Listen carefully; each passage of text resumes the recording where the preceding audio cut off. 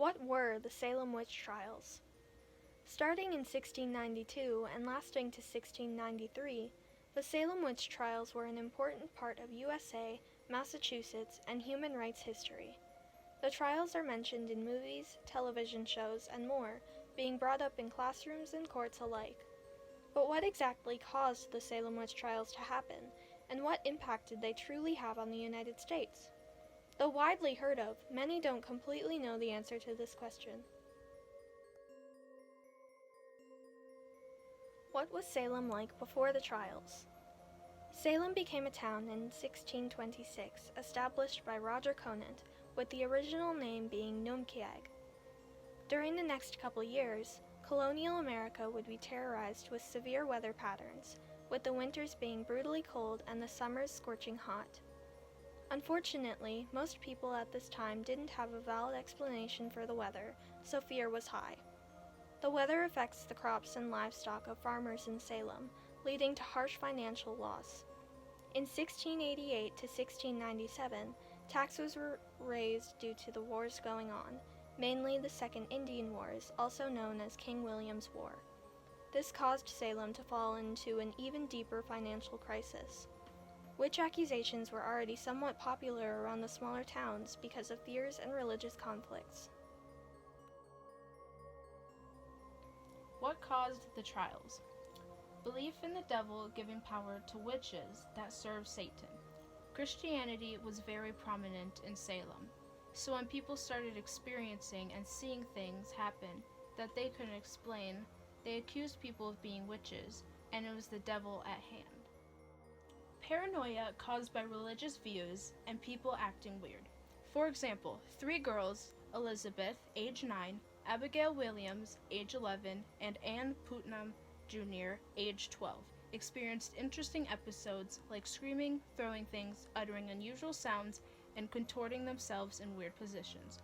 Local doctors blamed the supernatural, and the girls blamed 3 women, Tituba, Sarah Good, and Sarah Osborne, for afflicting them. Outbreaks of new unexplained diseases, sicknesses, and deaths. People in Salem were beginning to suffer from multiple strange health concerns, such as hallucinations, convulsions, and harmful skin sensations. Scientists now believe that this was the cause of ergotism, a fungus that will be further explained later on. People in Salem didn't know what this fungus was, so they jumped to the next best explanation in their eyes: witches. The Salem Witch Trials.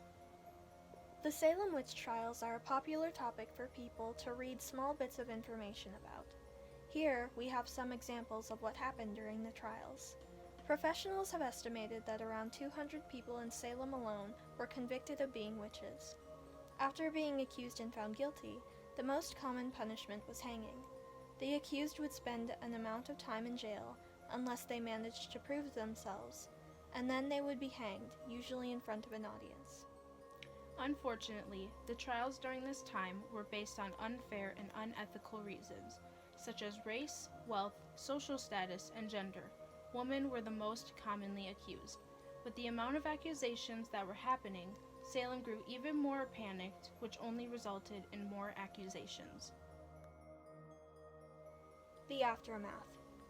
In the years after the trials, some judges and jurors who worked on the trials admitted to being incorrect about their verdicts. Around a year after the trials, Salem took part in fasting and soul-searching in honor of the tragedy. In 1702, the court stated the trials were unlawful during newspaper interviews.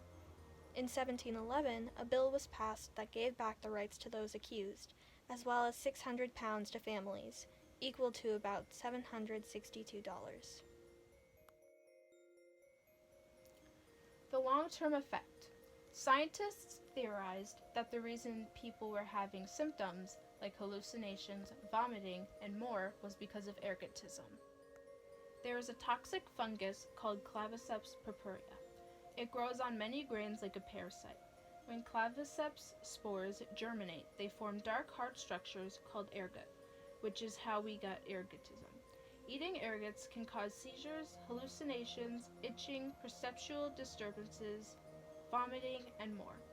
And in the trials, people have experienced seeing apparitions, convulsions, vomiting, skin sensations, and more. Many of the symptoms connect, which is only one of the reasons scientists think that ergotism was what caused people to get ill and even die, not witches.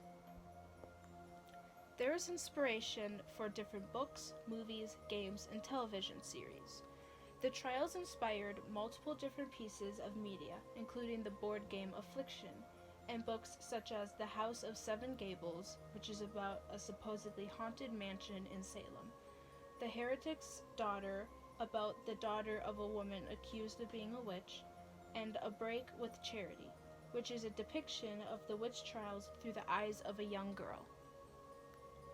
Most notable works inspired by the trials are the Hocus Pocus movies, The Crucible, and The Covenant. In Hocus Pocus 1 and 2, they both take place in Salem, and it's about three witches called the Sanderson sisters, who are Winifred, Sarah, and Mary. They practice witchcraft and try to get children's souls to make them look younger. One point in the first movie that I want to talk about is at the end. Back when the trials happened, some woman would be hung, and at the end of the movie, the sisters got hung for witchcraft, just like in real life. Many women use the trials as a reason to fight in rights movements. With the unfair and unjust treatment of the women during the trials, many articles and protests have used them as evidence of their rights. They use the trials as a motive to fight and stand up for themselves. What once was embarrassing to Salem, Massachusetts, now is a popular theme of the city for both tourism and to pay respects to the wrongly accused and their families. The Salem Witch Trials. The Salem Witch Trials marked a significant chapter in USA history and left a lasting legacy on the state of Massachusetts.